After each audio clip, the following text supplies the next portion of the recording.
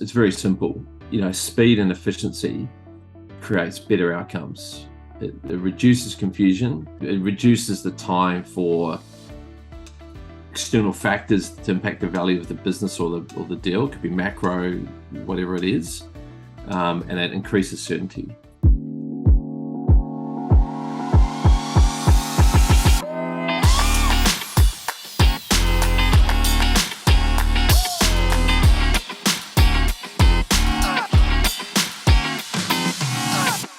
Welcome to M&A Science, where we curate knowledge from the best in M&A to continuously improve. If you're interested in keeping up with the latest from M&A Science, subscribe to our free newsletter at mascience.com. Every week we share highlights from interviews, invitations to events, M&A role openings, and other resources as we build the greatest community of forward-thinking M&A practitioners. Again, that's mascience.com. I'm your host, Kison Patel, CEO and founder of M&A Science. Joining me today is Guy Fisher, Head of Corporate Development at Suncorp Group.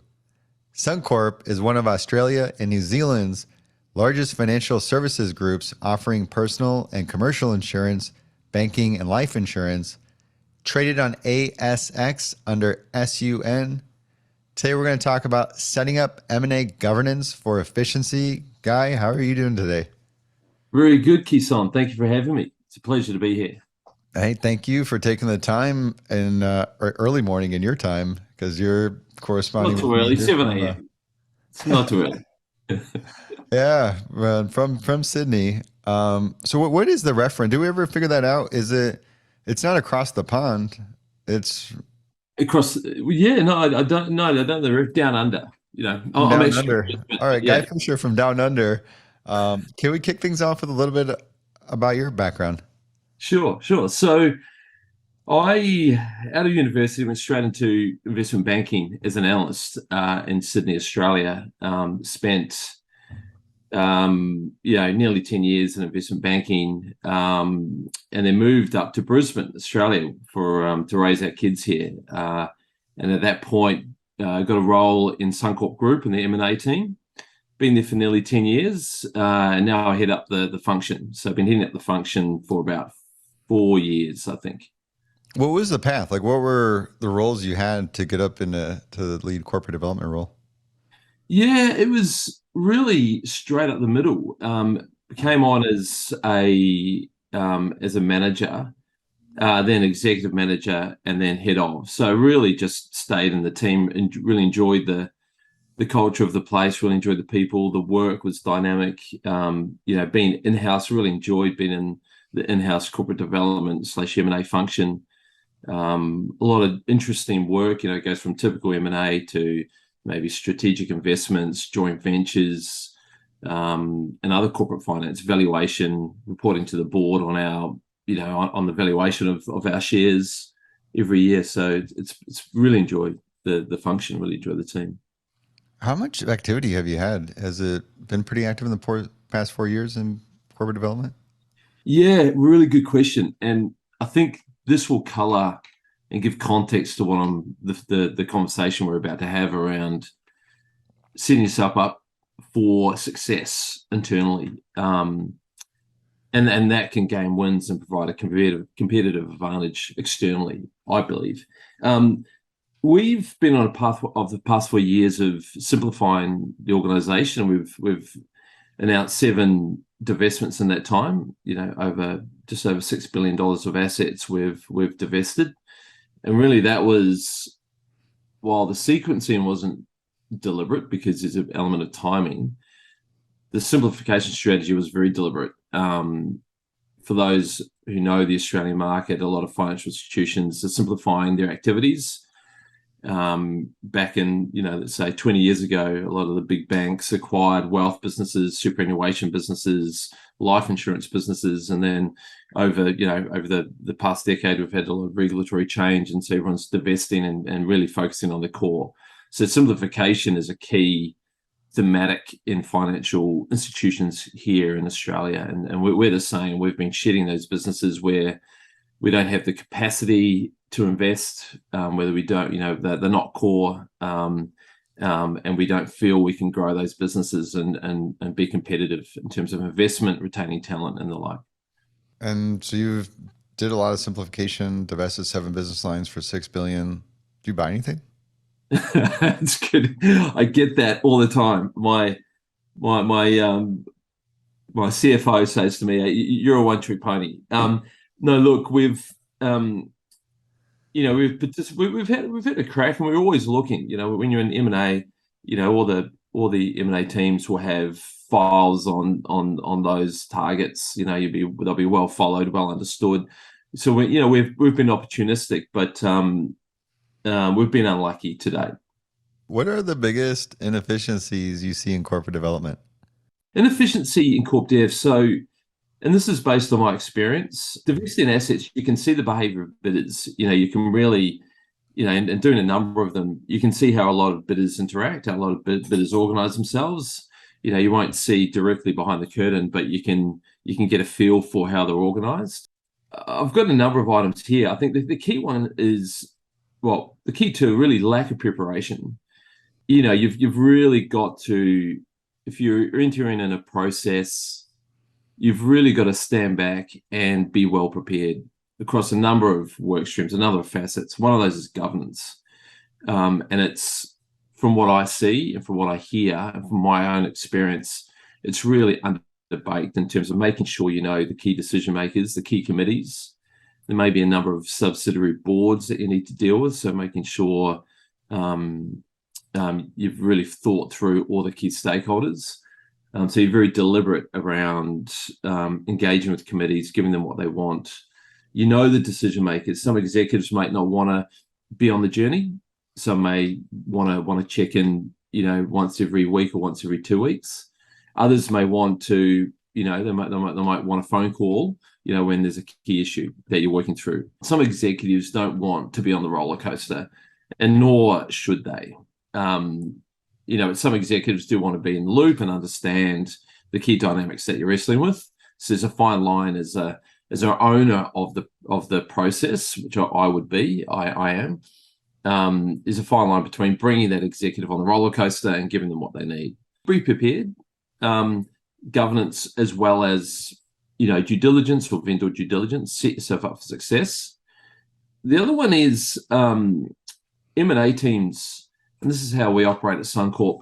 I've seen a lot of M&A teams who obviously are running the deal, right? So we run the deal.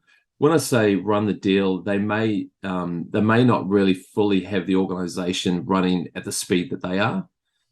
And that's important for decision making, especially when you're in negotiation. You need to make sure that your organization is the board, senior executives, business sponsors, all running at your pace. So, being organized for a negotiation and having buy-in from key stakeholders. Or the other one is aligned to that, is making sure senior decision makers are aligned in terms of objectives, what you're trying to do, what you're trying to achieve out of a transaction, whether it's a divestment or an acquisition. Making sure you've got buy-in and support. It sounds obvious, but you'd be surprised at how many times you'll see it run into a process where either if you're selling a business and there's a bidder on the other end, and they will take a while to come back on certain elements. Would you consider that part of governance? Yeah, so when I say governance, I mean the management of the project, from what the typical governance, which is the oversight function, and approval decision making and assessing risk, to to actually the nuts and bolts of the machine that you're driving, the car, the tank, whatever it is that you're driving to get the outcome. So would that leadership alignment be part of it? Correct. Okay. Yeah. So I have preparation, or sort of the inefficiencies or lack of preparation, the way your governance is set up, which would include all the key stakeholders, the leadership that's going to be driving the actual deal. And then the other you mentioned is around the speed, that you do want all this stuff in sync so you can be able to act fast. Otherwise you end up Slow. Kison, that's a really good point, and at the heart of it, that is really what this is all centered around, and that's the thematic. The old saying, "Time kills deals." That is certainly true. If you can't, it can be a competitive advantage in an acquisition. You may have a bidder who will want certainty. They want execution certainty. And if they can see that you are moving quickly, you're diligent in how you operate, obviously professional, but you can move at pace and swiftly, then you'll be a good bidder. That could give you a competitive advantage. If it's a shootout on price, and it's marginal, then that could be the swing factor. And I think when you're selling a businbusiness, being one step ahead or as many steps as you can in front of bidders in terms of turning around the Q&A in the due diligence process, making sure that you can deal with issues that pop up quickly, making sure you can facilitate a swift, efficient due diligence process is absolutely paramount. How do you set up efficient governance?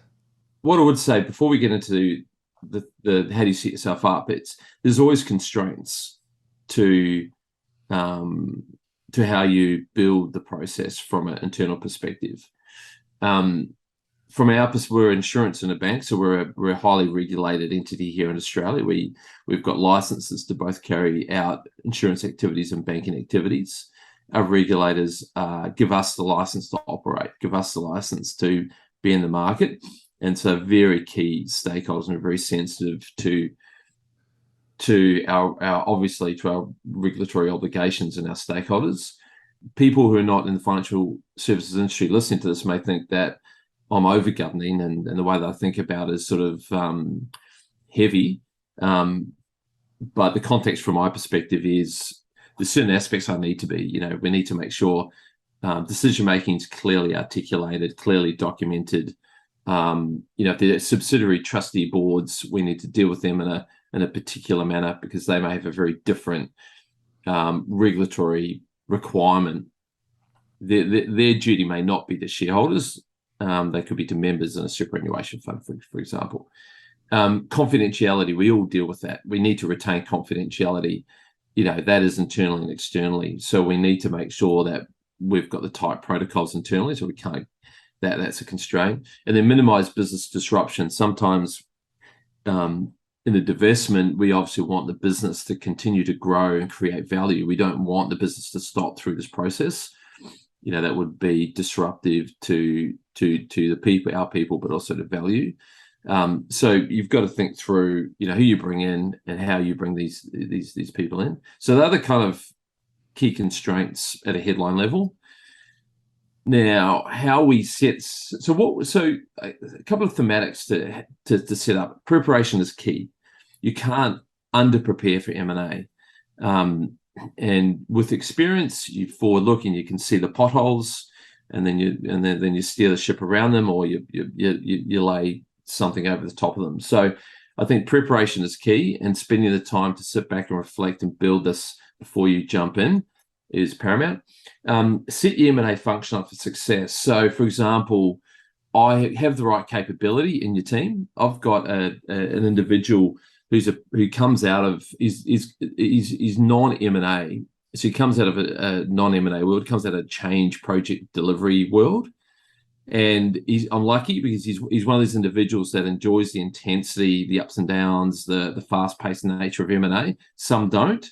However, what he brings is really disciplined project management skills. So for me, when you've got 1,000 things to think about, he will lay out the key stakeholders, the consultation process, who do we need to engage with, how we're going to do that, milestones, timing, puts a really kind of a military-esque framework around how we execute, and it will change. But as long as you've got that pathway and you know who your key stakeholders are, how you're going to consult and engage. So I think set your M&A function up for success, and they might not be the typical capability which you think that could, around, valuation, contracts, it's a large project that you will be running. So you need the right project management around it. Have the right advisors for the situation. So, you've got legal transaction, advisory, which would be transaction services, finance, accounting, maybe actuarial. Make sure you've got the right individuals for the situation. And then obviously your investment banking M&A advisor, make sure that that's the skill set that advisor brings to the table is going to be incremental to whatever situation. If it's a bilateral, if it's an auction process, there's a number of, so really think through that. I think quick, timely decision making. So know the who needs to make the end decision to do what you need to do. I've been around in my organization long enough to really understand the delegated authority limits, really get across those, and understand who at the end will need to make certain decisions and plan backwards from that. So you're not, happens all the time when you will need approval. You'll need to put something in the data room, or you need a certain sign off on an agreement, and then you're throwing that on someone, the night before or the day before. In the extreme, make sure that you've pre-thought those and think back, so that you can facilitate quick and timely decision making. Consult with those key stakeholders. So make sure, and this can be resource intensive, but it's worth the investment. Make sure you talk personally to those key stakeholders and understand how they're thinking about the process. Are you aligned on objectives? Are they fully briefed? And then at the end of that process, that setup, everyone should be well informed, well aligned. Make sure, some key executives who haven't been in M&A may struggle with the pace, may struggle with the fact that things change quite quickly. Issues will spark up, and you'll need a decision or input quickly. So make sure they're aware that that's part of the process as well. Don't assume that that's a given. So set up your M&A function for success, quick and timely decision making. Make sure when it may be a large team in terms of due diligence. So you may have a number of work stream leaders across all the disciplines. They'll be running teams, whether you're due diligence in a business or feeding into a vendor due diligence exercise.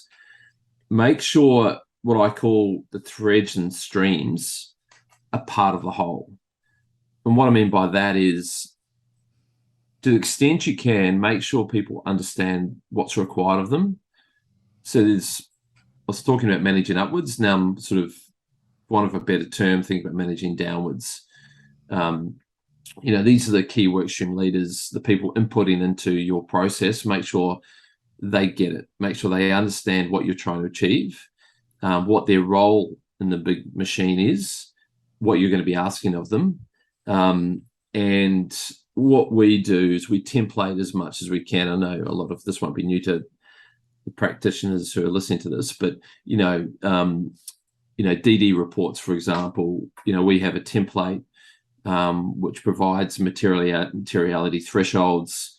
So when they're conducting their DD procedures and activities, they know what to focus on, what not to focus on. And I guess sort of feeds into what I was just saying there. Clear purpose, like down to the detail around meetings.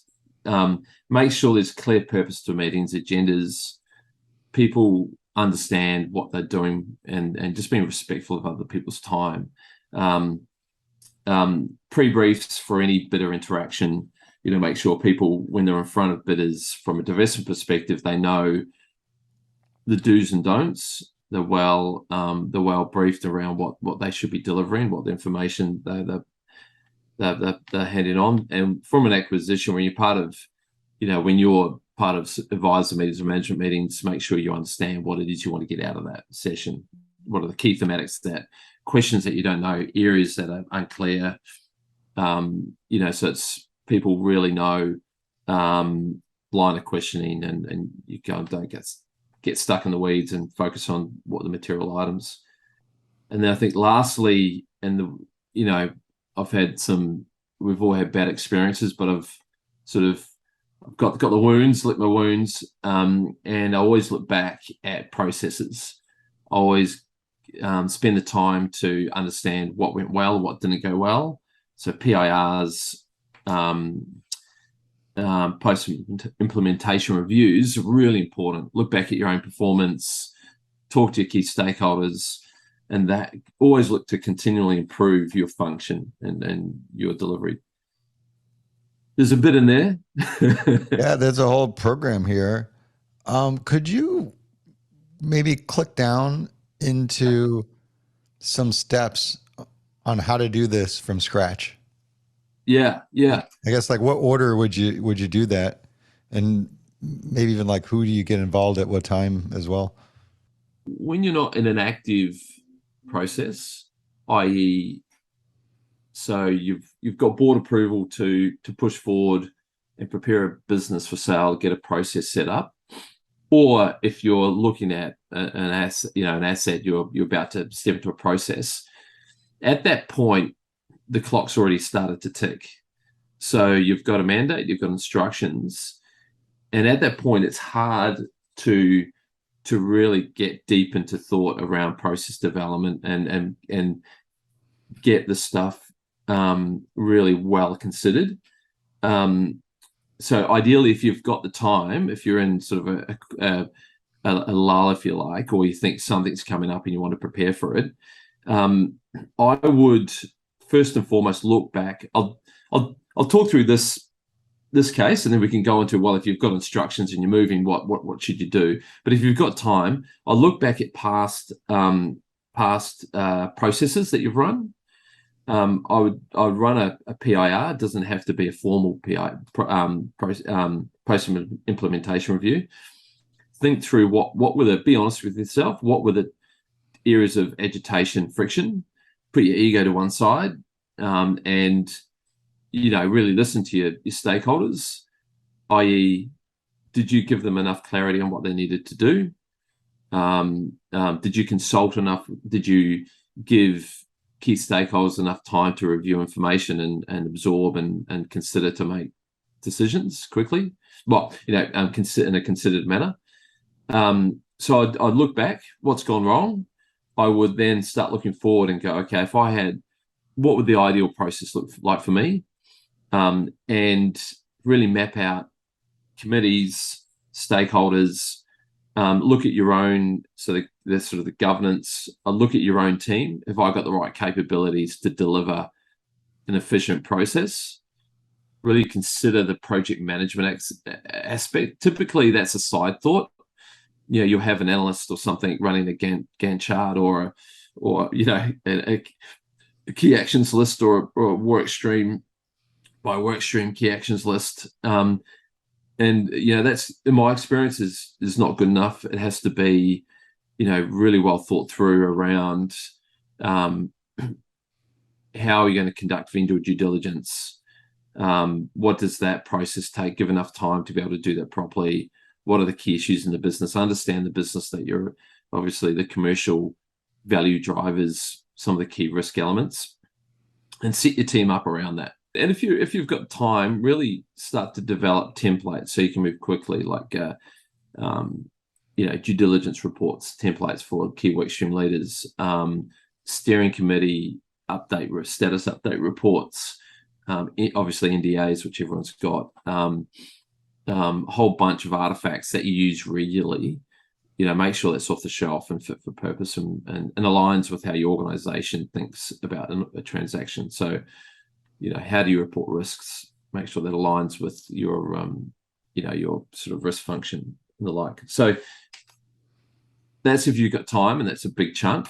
There are services out there that will independently run, which I've had, which is quite confronting, run PIRs for you, and what is best in class. Have a think about, there's a lot of people that say they can do that, but think about an organization that's really got a good sense on what best practice looks like. That's kind of if you've got the time. But if you've got instructions and the clock's ticking and you're running hard, I would focus on two things. I'd focus on your M&A team. Have you got the capability I'd focus on your internal team and how you're going to execute and your panel of advisors. And then I'd spend time thinking about what we spoke about previously, which was the approval processes, the key stakeholders, and making sure you've got the governance set out. One thing, because you can work all night on an issue, right? If you find an issue in the business or a due diligence issue, your team can do what they need to do to get across that issue. But what you can't control is a stakeholder who may be on annual leave, a key stakeholder who may be uncontactable, or a key stakeholder a senior executive who just doesn't like to move quickly, likes to be considered, and will say something like, Kison, you've just put this on my plate. This is 6 o'clock in the evening. You're asking me to turn around this overnight, and that will create agitation and friction. Try and avoid that type of situation. So understand who the key stakeholders are, sort of, it's kind of managing upwards and managing downwards. So making sure your team's in place, you've got the right capability, and you've thought through milestones, and then your stakeholders are well managed, if you like. Can you walk me through the different governing bodies that exist throughout all this? Yeah.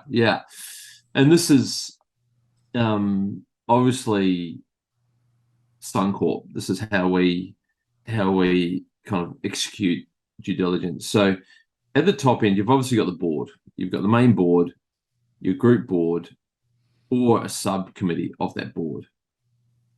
Wait, so that's like 3 different boards right there.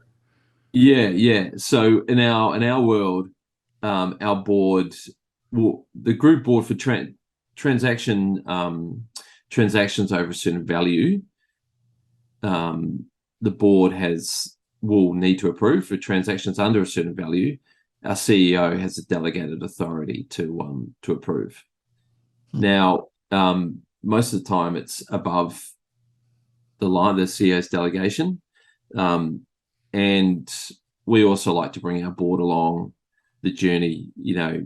M&A, as you know, Kison, at times it doesn't matter around the actual size or materiality of the deal. It can still have significant risk attached to that. So we always like to keep the board informed, if you like, even when it's out of there, when the CEO has the delegation. So our group board, and they can convene a board subcommittee that will have the regular, frequent oversight, and then they'll make a recommendation to the group board. So that's the key approval bodies in our world. We have what we call a mergers and acquisition steering committee, which is our CEO, CFO, CRO, and general counsel, and that everything needs to go through that committee. So before I can allocate a budget, before I can allocate resources, that committee needs to approve the activity, if you like. That are my key stakeholders. That's my committee that I manage, and I it's under my responsibility. So that are the key stakeholders directly for me out of the executive leadership team. Now, the way that we also do it is we have, and I haven't mentioned this, but our senior leadership team I'll need to have one business sponsor for every transaction from our senior leadership team. So we have this concept of a business sponsor. So if the business, the M&A team can't champion a deal, it needs to be sponsored from a senior leadership team member, which I think is really important, right? It goes back to sometimes M&A teams can operate in a silo. They can sort of run 5 steps ahead of the organization, and the way that we try and control for that is to have a business sponsor who will be presenting, at times, the material at the headline. They'll be responsible and accountable. So then under that, you'll have your working group, and that will be, your working group leads. There'll be all the classic disciplines: finance, accounting, tax, risk, legal, commercial. Could be pricing, could be from a general insurance perspective, claims, whatever it is. You'll have a working group. They'll have the leaders, the key subject matter experts, and that's the group that will be meeting frequently, dealing with issues, and you'll be guiding along the journey. It's a lot of layers: the board, the group board, the M&A steering committee, business sponsor, working groups. Well, that's it. And again, what I said at the beginning is, some of your listeners might think that is heavy, and it is, I guess. However, that really, really is in place to manage the risk around M&A, to make sure, the key people are well informed, the organization's well informed, the board's well informed, the appropriate oversight governance is in place.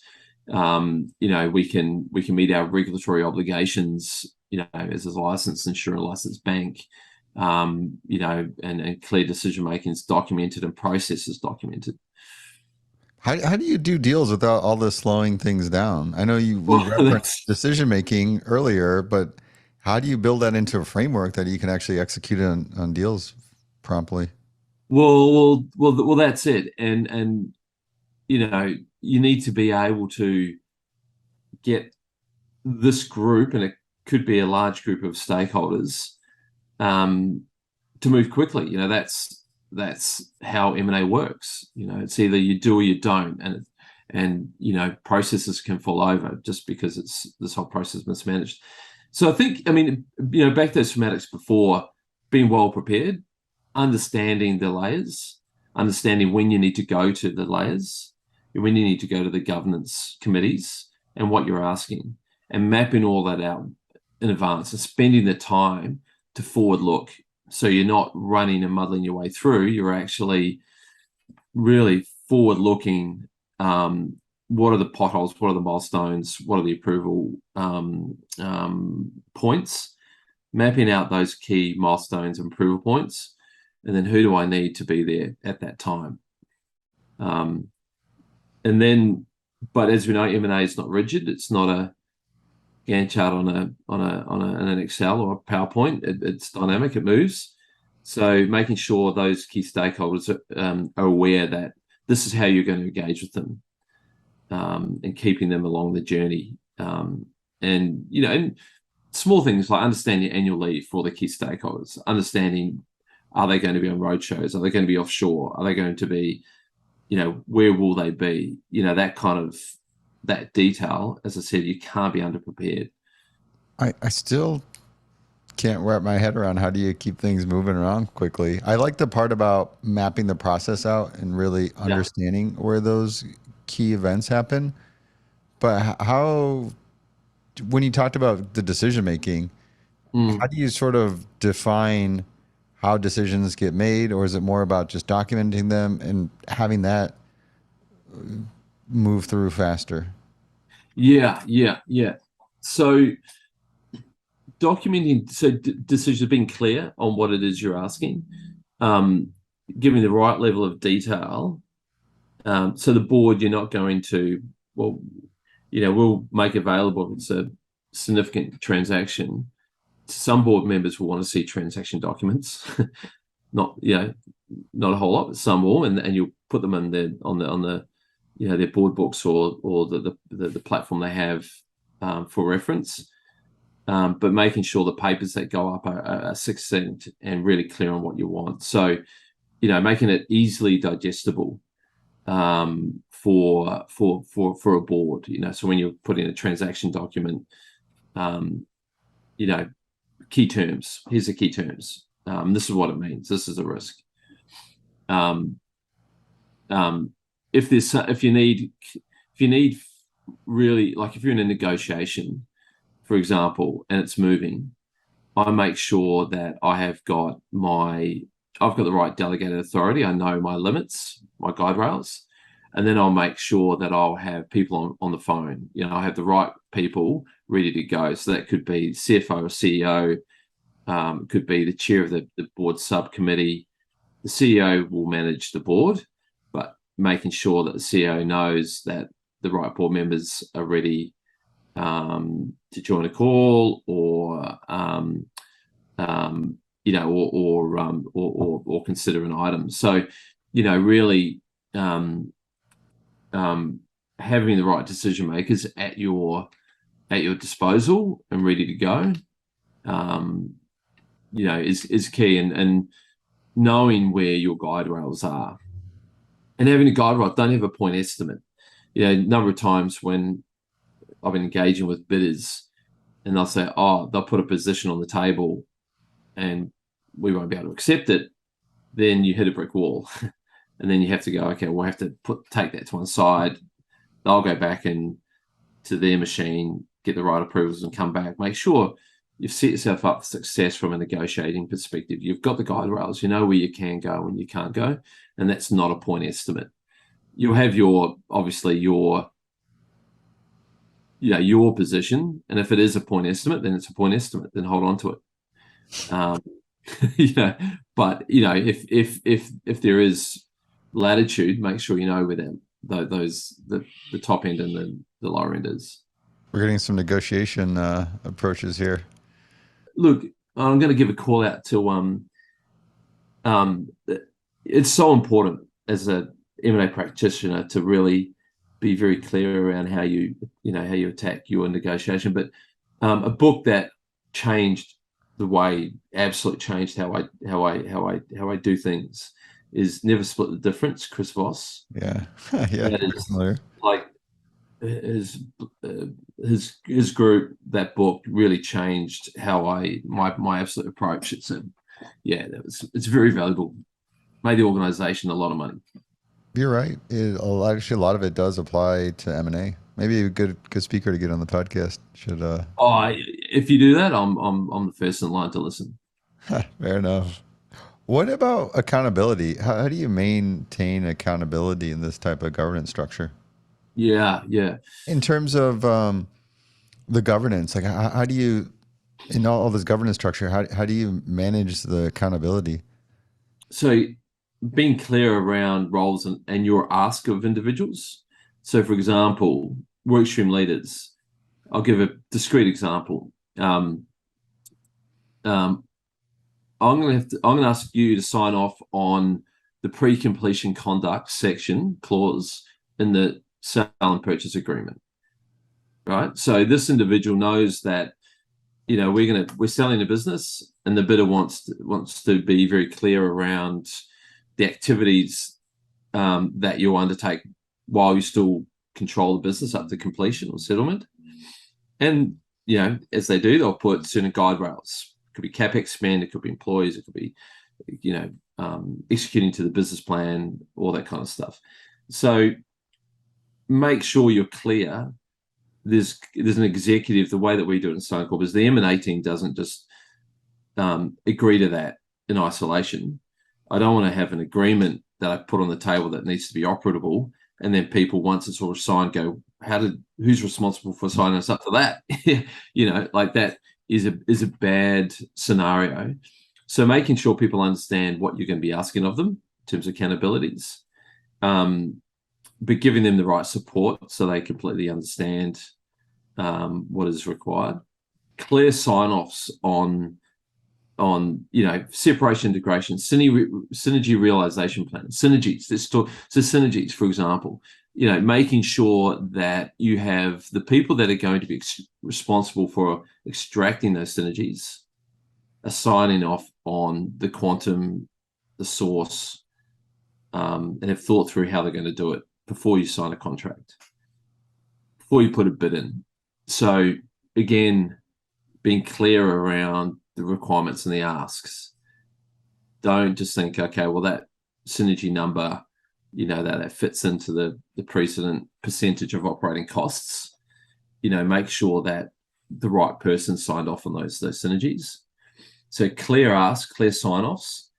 And what we also do at Suncorp, which is becoming, I've really learned to love these sessions. We call them the risk moderation sessions. So what we do is we will have, led by we've got a, given we're a regulated entity, we'll have either have prudential or a risk team. Have a sort of a risk individual, so it's not the deal team, and you would create a risk template that will have itemize the risk. It will have the owner of that risk.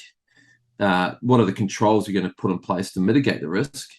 And then if there's any residual risk, what does that look like? And what that helps to do, and it can be done pretty quickly, is you actually assign you're not only identifying problems, issues, risks, but you're assigning an individual and controls to mitigate that risk. So that person's accountable for those controls, and making sure that those controls making sure those controls are operable and alive.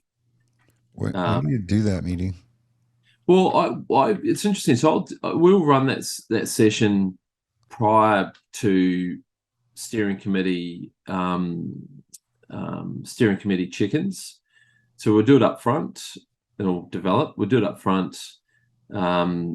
And sorry, they'll have a risk rating. So the risk is either severe, critical, or moderate. Sorry, that was an important piece of the puzzle. So we'd have it prior to our steering committee meetings. So then we report the dashboard, or the 5 key severe or critical risks, and the controls. We report that to the steering committee. And it keeps you honest. It keeps you accountable, right? It just keeps you constantly thinking about, are the controls effective? Is that risk so severe? Should it be moderate? Are we doing a good job of managing that risk? And then if you've got residual risk where you can't control for or mitigate, that's then reported and transparently reported up the chain. So we're either comfortable with accepting that risk or we're not. Who's involved in those meetings?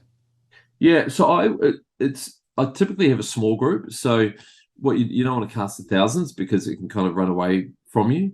I'd have a risk individual who's independent, objective. The M&A team, maybe advisors, and then some of the key people from and you just have to use your judgment. Some of the key people that know the business, know the situation. Maybe not the business sponsor, but their right-hand person, or someone who knows the business, knows the issues. It's more of a commercial discussion. No, it gives me a good sense of who to have in the room. Not everybody, but the key people. And you mentioned earlier about talking to each stakeholder. Can you walk me through that? Because I feel like there's just certain things you do in M&A that really make sure things come out well.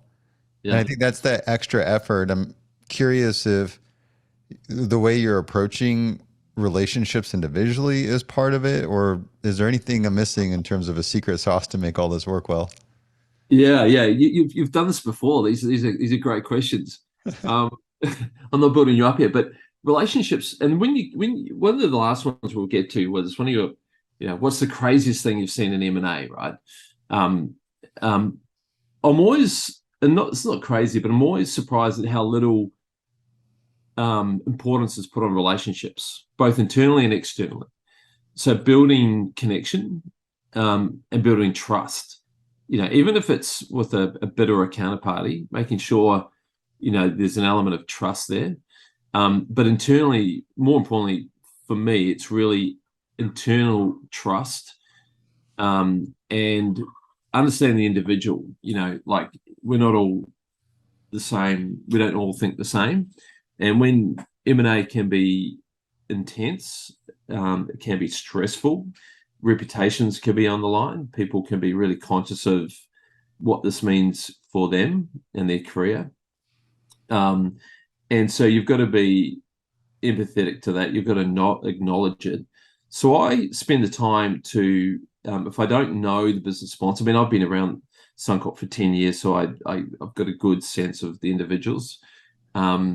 You may have a new executive come in at the senior level. So making sure that you book time in with them, you brief them on what you're trying to achieve, the objectives, what's important to you, ask that question from an M&A function. How do you want to be engaged?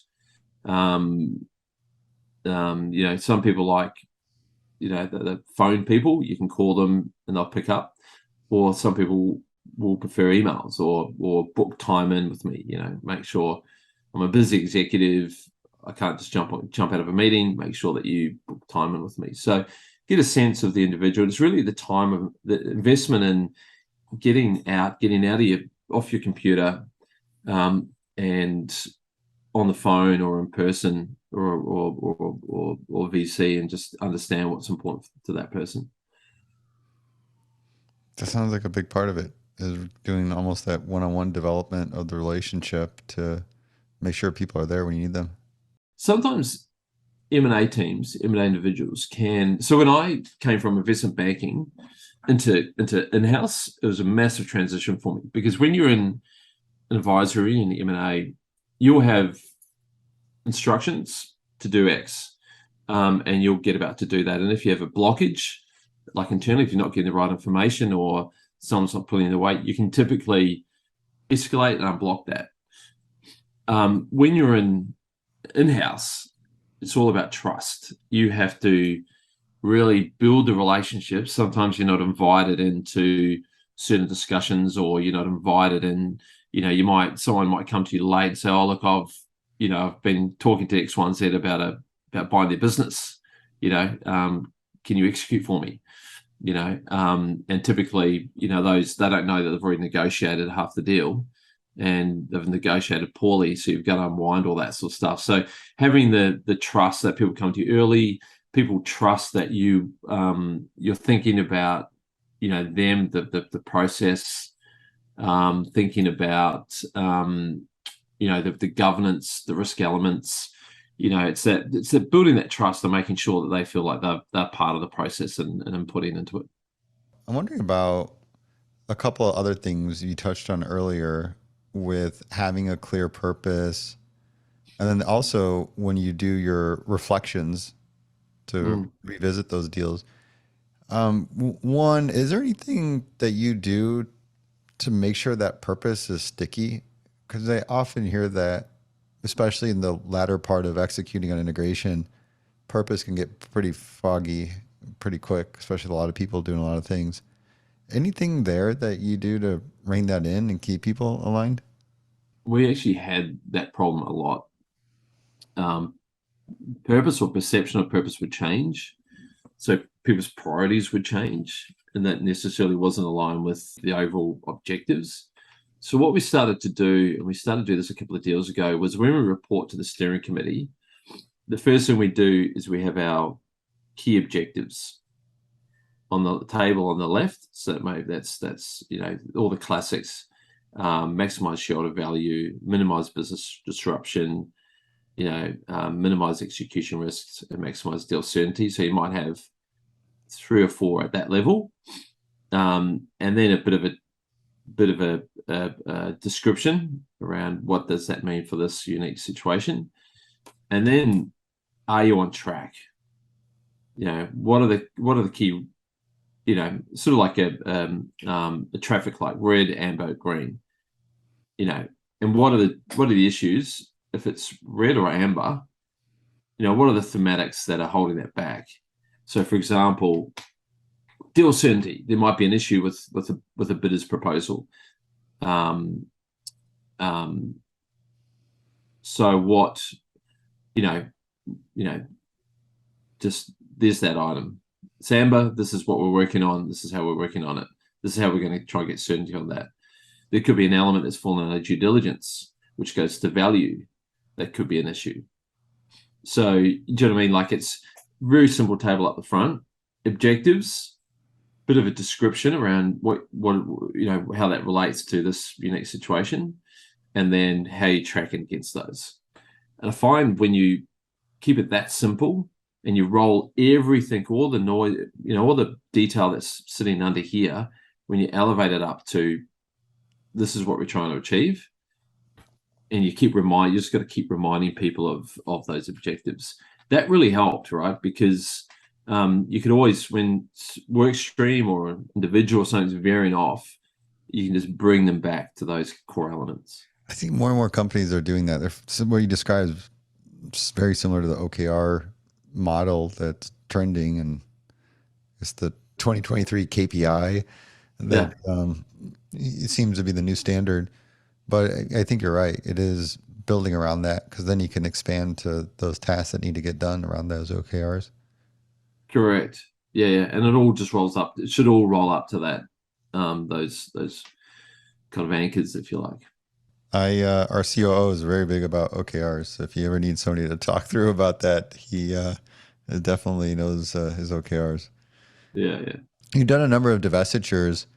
How critical is speed when it comes to doing divestitures? Oh, it's absolutely critical. Simply to increase the probability of executing successful deals, achieving your objectives, getting the right outcome for your stakeholders, doing a better deal, doing the right deals, doing great deals. It's like a Formula One driver, right? And a Formula One team. You talk to the Formula One team manager, and they'll say, "So what are you working on?" They'll say, "Well, we're working on making the car go faster." It's very simple. Speed and efficiency creates better outcomes. It reduces confusion. It reduces the time for external factors to impact the value of the business or the deal. It could be macro, whatever it is, and it increases certainty.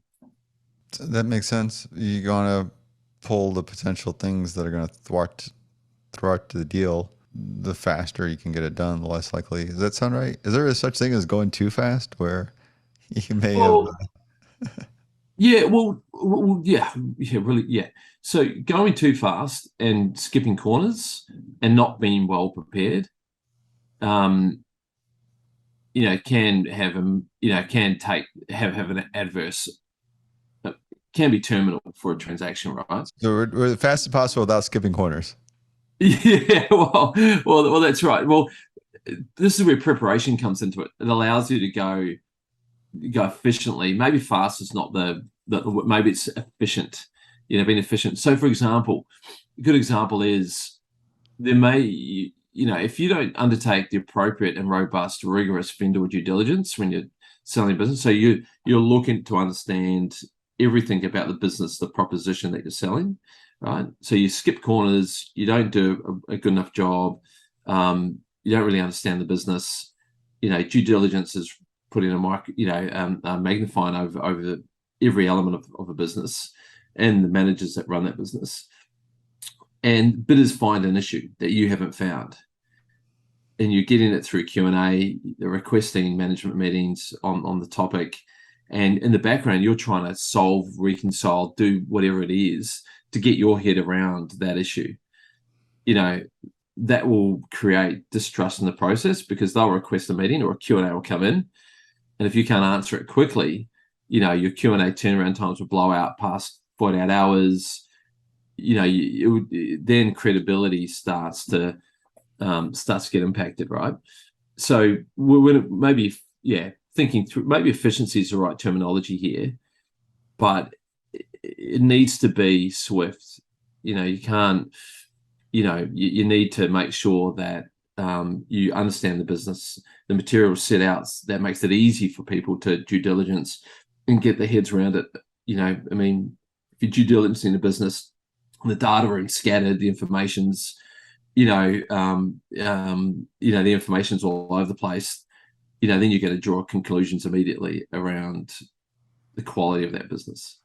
What are you doing, though, to foster that speed and keep things moving along at that pace while being efficient? All coming down to the aspects that we've talked about, the governance, how you structure yourself, how do you set up yourself. So making sure that, you've got all your stakeholders aligned with you. Everyone's running at the same pace. They're running as fast as you are. Making sure that you've set your team up for success. You've got the right capability. For example, when you're running Q&A in a due diligence process, making sure team members understand that they've got to turn them around straight away. there's got to be a 48-hour, 24-hour turnaround on Q&A. That means that this work is always on top of their BAU work. So they've got to create capacity in their day to be able to respond quickly to Q&A. It's all those elements have just been well managed, and thinking through what it is you need to set up to execute a successful transaction. Does it make sense? Yeah. I was trying to hit on question number 8. I was trying to figure out where the point of that. So yeah. So I think preparation is key. Clear governance structure. Know your decision makers and consult. Forward look, part of the preparation. Look forward. Look for potential issues. Try and anticipate issues.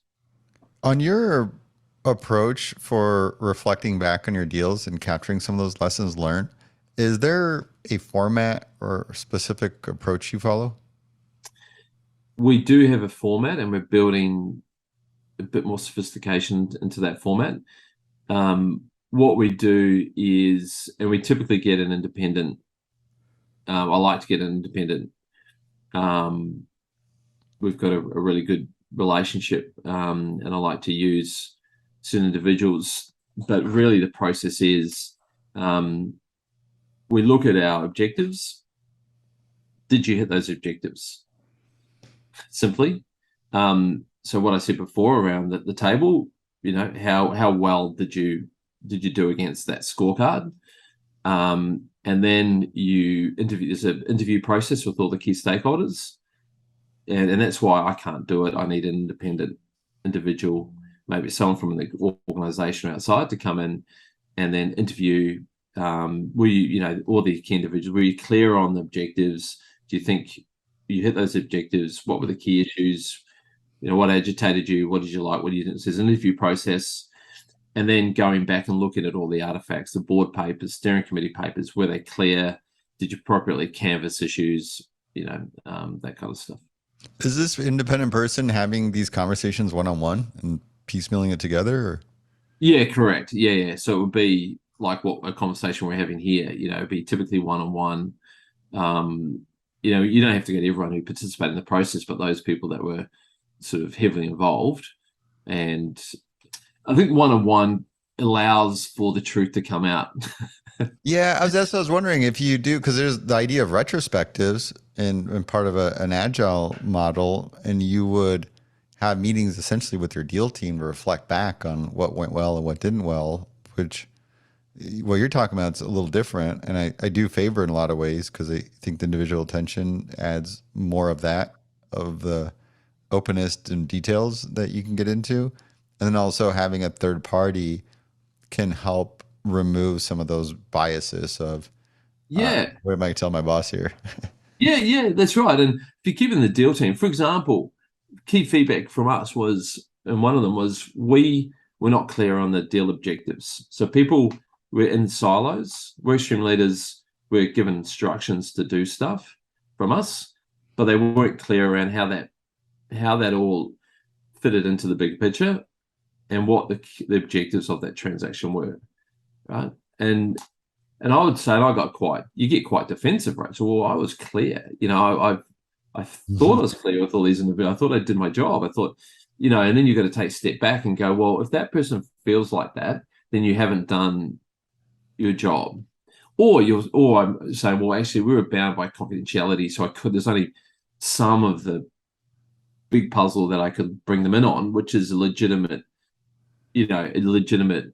point. But then maybe you need to make that clear with the individual to say, well, I can't, talk about the broader picture with you, but this is how I need you to fit into that. I like this. I'm getting some M&A confessions out of you. This is great. Yeah, exactly. Just edit that bit out.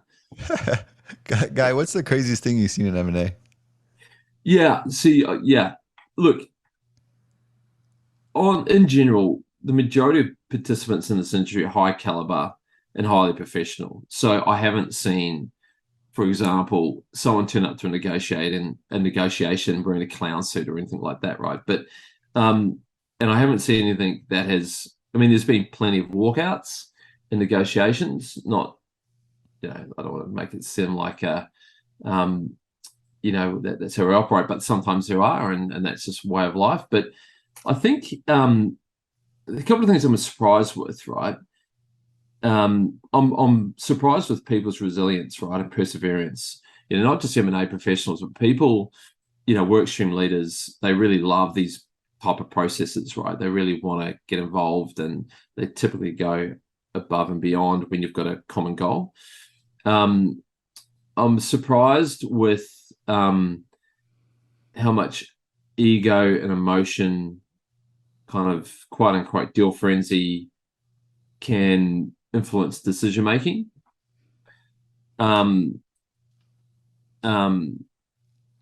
That surprises me. Undervaluing relationships. We spoke about that. And then something which is probably more relevant, I don't know, to this in the Australian market, we've got 2 M&A gossip columns, right? So leak risk and deal leaks constantly surprise me about how inaccurate they could be, or how did someone get that information? I don't know. It's a function. I don't know if you know the Australian market, but we've got 2 M&A gossip columns embedded in quite reputable business papers, for example, and that's all kind of, that's a real issue for executing M&A here in Australia.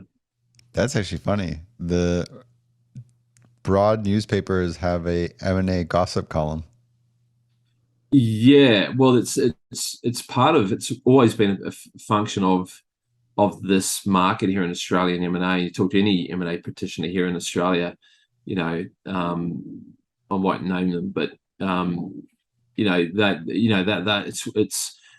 it's just a part of how we do. It's sort of ingrained in how we do things. And